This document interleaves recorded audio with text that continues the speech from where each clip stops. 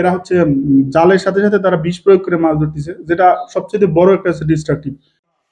বঙ্গোপসাগরের উপকূলীয় এলাকায় দিন দিন বাড়ছে অনুমোদনহীন ট্রলিং বোটের দৌরাত্ম্য। এসব নৌযানে নিষিদ্ধ জাল ব্যবহার করে নির্বিচারে শিকার করা হচ্ছে পোনা মাছ। ফলে বিপন্ন হচ্ছে সামুদ্রিক জীববৈচিত্র্য ও প্রাকৃতিক মৎস্য সম্পদ।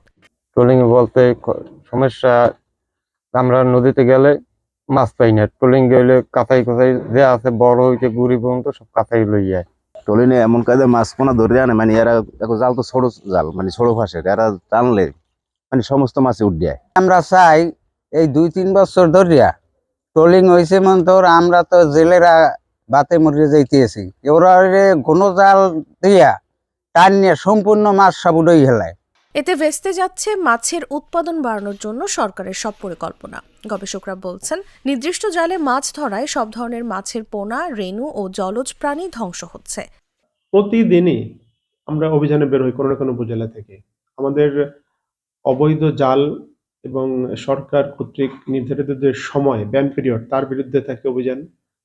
জালের মেশ সাইজের বিরুদ্ধে থাকে, অবৈধ গিয়ারের বিরুদ্ধে থাকে, এবং ইল্লিগাল ফিশিং এর যত উপকরণ সবার বিরুদ্ধে অভিযান আমাদের থাকে, অব্যাহত আছে। কন্টিনিউয়াস প্রসেস, এটা চলছেই, এবং আজকে অভিযান আছে। খোঁজ নিয়ে জানা যায়, সমুদ্র দাপিয়ে বেড়ানো ট্রলিং বোটগুলোর মধ্যে বরগুনায় রয়েছে অর্ধ শতাধিক। নীতিমালা অনুযায়ী 40 মিটার গভীরতার কম পানিতে মাছ শিকার করতে পারবে না ট্রলিং বোট। তবে নীতিমালার তোয়াক্কা না করে সাগরের তীরবর্তী এলাকায় মাছ ধরছে এসব ট্রলিং বোট। যে অঞ্চলগুলোতে মাছেরা এসে হচ্ছে ডিম ছাড়ে, খাবার খায়, মানে অধিক সংখ্যক হারে বিচরণ করে, সেই অঞ্চলগুলোতে তারা হচ্ছে যে অবৈধভাবে মাছ ধরছে, নিয়ম বহির্ভূতভাবে মাছ ধরছে। ফলে হচ্ছে যে মাছের সাথে সাথে অন্যান্য নন টার্গেট যে স্পিসিস গুলো আছে, যেমন ধরেন শামুক, ঝিনুক, কাঁকড়া, বিভিন্ন ক্রেফিশ, অ্যাকোয়াটিক ভেজিটেশন, এগুলো ওদের হচ্ছে জালের সাথে উঠে আসতেছে। ফলে ব্যাপকভাবে ক্ষতিগ্রস্ত হচ্ছে, বিশেষ করে ব্রিডিং গ্রাউন্ড এবং প্রজনন ক্ষেত্র যেটা। এটা ক্ষতি হওয়ার ফলে হচ্ছে যে ওই বছর হয়তো সে মোটামুটি একটা মাছ পাচ্ছে, কিন্তু পরবর্তী বছরগুলোতে হচ্ছে যে এর বিশাল একটা ইম্প্যাক্ট করতেছে। যেমন আমরা আমাদের পাথরঘাটা বিসিতে যে ডাটা পাই, সেই ডাটাতে দেখা যাচ্ছে যে গত কয়েক বছর ধরে উল্লেখযোগ্য হারে ক্যাটফিশ কমে গেছে।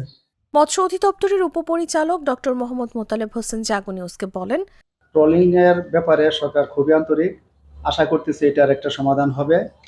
ট্রলার মালিক যারা ট্রলিং করে, ওরা একটা রিট করেছিল, সেই রিটে বর্তমানে নিষেধাজ্ঞা চলতেছে। এই নিষেধাজ্ঞা উঠে গেলে, সরকার যদি নিষেধাজ্ঞা উঠে দেয়, তাহলে এটা আবার ট্রলিংটা নিষিদ্ধ হয়ে যাবে। নিষিদ্ধ পদ্ধতিতে নির্বিচারে মাছ আহরণ করায় সমুদ্রে মাছ উৎপাদন ব্যাহত হচ্ছে। এতে লোকসানের মুখে পড়বেন এই অঞ্চলের জেলে ও মৎস্য ব্যবসায়ীরা।